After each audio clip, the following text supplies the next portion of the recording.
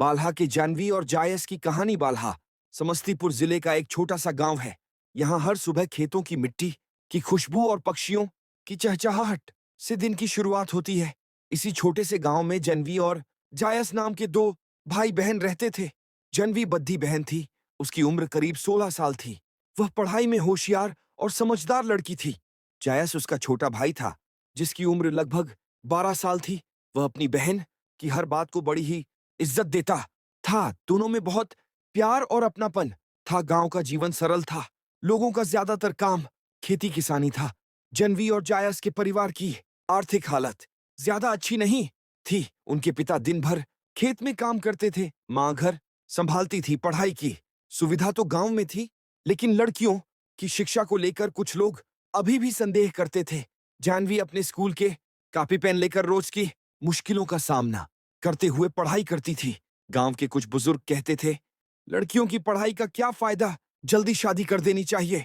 पर जानवी के दिल में एक अलग ही आग जलती थी। वह जानती थी कि पढ़ाई उसके और उसके परिवार के लिए सबसे बड़ी ताकत है। जायस उसे प्रोत्साहित करता था। कई बार खेतों से झूठ बोलकर वह खेत के काम में मदद करता था, ताकि उसकी बहन पढ़ाई कर सके। जानवी जब भी स्कूल जाती, जायस अपने छोटे छोटे खेल छोड़कर उससे मिलने आता था। एक दिन गांव में शिक्षा का महत्व बताने वाला एक शिक्षक आया।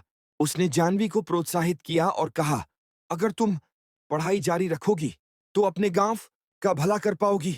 जानवी की आंखों में खुशी छलक पड़ी। वह और भी कड़ी मेहनत करने लगी, परंतु गांव की मानसिकता और परिवार की आर्थिक स्थिति बड़ी बाधा थी। जानवी के माता पिता चाहते थे कि वह जल्द से जल्द शादी कर लें, ताकि घर की जिम्मेदारियां कम हों। लेकिन जानवी ने हिम्मत दिखाई। उसने कहा, माँ, मैं पढ़ना चाहती हूँ, ताकि मैं अपने परिवार को सम्मान दिला सकूं।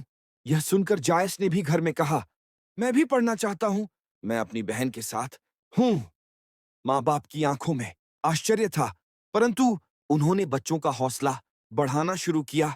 जानवी और जायस ने स्कूल की पढ़ाई के साथ साथ खेतों में भी मदद की। वे दोनों मेहनत से दिन रात काम करते और पढ़ाई भी करते। गांव में बड़े बूढ़े धीरे धीरे उनकी लगन देखकर उनकी तारीफ करने लगे। समय बीता और जानवी ने अपनी कक्षा 10वीं की परीक्षा में अच्छे अंक लाए। उसका नाम गांव में फैल गया। जायस भी उसके कदमों पर चल रहा था। फिर एक दिन बड़ी परीक्षा आई। जानवी ने त्याग और मेहनत से प्रतियोगी परीक्षा पास की। उसने गांव में अवसरों की नई किरण जगाई। गांव वालों ने इस युवती की साहस और लगन को सराहा। जानवी ने अपने सपनों को साकार किया। वह गांव में स्कूल खोलने की सोचने लगी, ताकि और लड़कियों को पढ़ाई का मौका मिल सके। जायस भी अपनी बड़ी बहन के साथ कदम से कदम मिलाकर गांव का भला करना चाहता था। कहानी के अंत में जानवी और जायस बचपन के उस छोटे से गांव बाल्हा में शिक्षित, आत्मनिर्भर और उम्मीद की किरण बनकर उभरे। उन्होंने साबित किया कि सही सोच और मेहनत से कोई भी विपत्ति दूर हो सकती है। यह कहानी बाल्हा के गांव के सांस्कृतिक परिवेश